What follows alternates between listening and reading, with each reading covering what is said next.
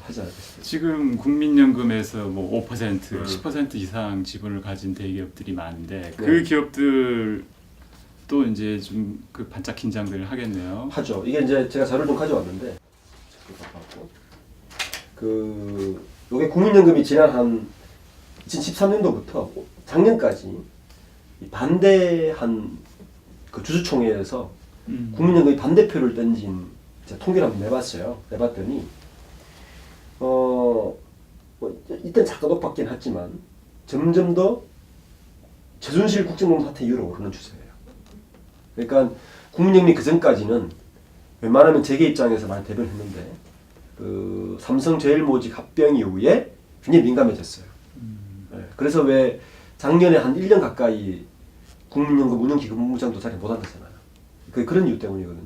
그 자리가 되게 중요한 자리고, 그리고 미국의 제가 사례를 보면, 미국의 포춘 100대 기업들을 보면 그 1970년 이후에 대부분의 기업들의 최대 주주가 대부분 그 기금이나 그 펀드, 헤지 펀드 애들이었어요. 우리나라도 제가 볼 때 지금 추세면 국민연금이 주요 기업의 1대 2대 주주로 갈 날이 멀진 않았습니다. 왜냐하면 국민연금은 지금 계속 늘어나잖아요.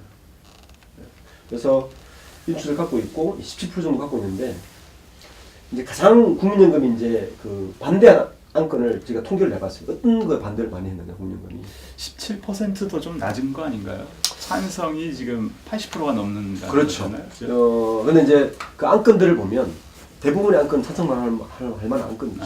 왜냐하면 이제 이게 안건이라는 게 일반 직장인들은 이제 그 시스템을 잘 모르지만 좀 설명을 하면, 그 우선 그 보딩 멤버, 사장부터 내부에 있는 보딩 멤버들이 일단 안건을 의견을 냅니다. 그리고 사회이사까지 포함한 그 보딩 멤버에서 의견을 낸 다음에 주주총회 안건을 붙이는 거죠. 근데 문제는 아까 말씀드렸지만 사회이사가 다 후수합이기 때문에 사회이사들의 이사회 안건 찬성률은 99.97%입니다. 네, 그렇게 통과된 안건을 가지고 주총을 열었는데 국민연금이 한 17%를 반대했다는 거죠. 17%가 주로 어떤 것들인지 좀 얘기 좀 보면 가장 민감한 게 퇴직금 문제를 제일 많이 반대를 했더라고요. 이게 왜 의외죠. 예. 근데 이게 좀 이야기를 들어보면 의외는 아니에요. 어느 일가나 그 등기사들이 퇴직금을 작게는 십수억에서 많게는 뭐 몇백억 까지. 어느 일가들 퇴직금이군요. 그렇죠. 일반 직원들이 아니고. 직원들이 아니고 예. 사내 등기사들 퇴직금. 예. 등기사들은 보통 퇴직금 구조가 어떻냐면은 엄청나게 챙겨가죠. 이제 우리가 일반 직장인들은 퇴직금 이렇게 계산하잖아요. 본인이 퇴직하기 직전 3개월 평균 월급의 임금에 곱하기 자기 근속 연수가 퇴직금이잖아요. 그래서 그러면 본인 뭐 한 55세 정도에 보통 퇴직을 많이 하시니까 이후에 본인 직장 3개월 평균 월급 평균 한 700만 원이다. 30년 근무했다. 그래봐야 37에 21 뭐 2억밖에 안 되잖아요. 근데 임원들은 어떻느냐? 이거 많은 거 아닙니까? 근데 그게 연금이니까 많은 게 아니죠. 그런데 이제 등기사들은 일단 월급이 높잖아요. 한 10억씩 가져가잖아요. 10억, 뭐 15억까지 가잖아요. 그거에 석 달 평균이면 한 평균 1억이 되잖아요. 그죠?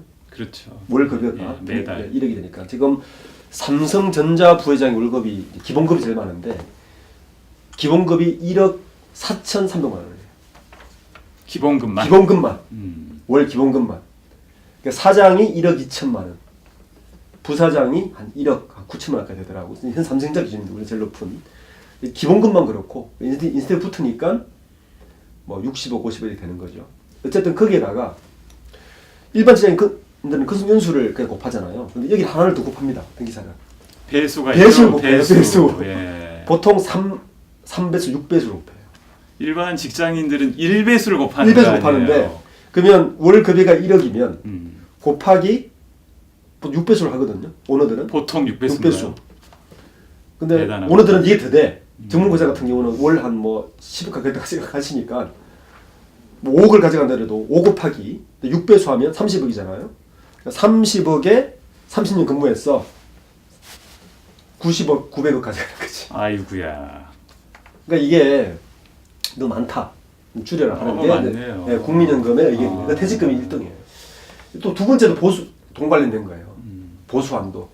왜 이렇게 많이 가져가냐 하는데 예를 들어서 그러니까 임원들, 등기이사들 보수한도를 얘기하는 거죠 그렇죠. 주로. 네. 네. 그리고 이제 뭐 임원 선임, 기타 이런 주로 이제 돈 관련된 이제 주로 오너 등기사 관련된 일들이 많습니다. 네, 그렇군요. 네. 잘 알겠습니다. 네. 그리고 이제 그 국민연금 이야기 나왔으니까 일반 직장인들이 국민연금 자기 돈이잖아요. 이 우리나라 연금 구조가 어떻게 되는지 좀 설명하면 좋을 것 같아요. 우리나라는 이제 연금이 한 3개 정도 돼요. 제일 큰 게 국민연금, 공무원 연금, 사학연금이 있는데 이 규모를 보시면 국민연금이 요 장년 기준으로 620조입니다. 그리고 사학연금이 19조, 공무원연금이 17조니까 국민 압도적으로 많고 이렇게 많다 보니까 이 돈을 굴리는데 막강한 권한을 행사하죠. 지금 국민연금이 세계 3대 연금이 올라가가지고 아마 국민연금 운영기금 본부장이 뉴욕이나 일본이나 유럽에 출장을 가면 아마 국가 원수급 대우를 받을 겁니다. 만나려고 줄을 선다는 줄을 얘기가 서겠죠. 있습니다. 그래서 네. 이런 구조 때문에 가지고 있고 이 국민연금이 이제 보면 이 출시기의 투입 비중이 점점 높아져요. 그렇네요. 그 제가 초도에 말씀드렸듯이 왜 기업들이 국민연금에 의사결정이 민감하냐 이것 때문입니다. 이 607조 중에서 지금 한 200조 가까이가 주식에 가 있죠. 228조. 이 중에 반은 외국 주식, 반은 우리나라 주식에 있습니다. 이거 굉장히 큰 손이니까 저는 이 추세가 이제 국민연금이 이제 수익률이 더 나아야 되니까 더 날 거라 봐요. 적금 기준보다. 상장 주식 시가총액이 지금 어느 정도 나요? 1,500조니까 그러면은 한 20% 정도. 20%? 네. 20% 안 될 것 같은데 국내 주식만 공식 따지면 한 10%? 8%? 8% 정도니까 네, 어마어마한 엄청난 거죠. 거네요. 엄청난 거죠. 그러니까 향후에 하면 기업들이 국민연금에 의견에 대해서 훨씬 더 민감하고 국민 의사결정에 대해서 훨씬 더 많이 그걸 로비를 할 거고 할 것 같은 저는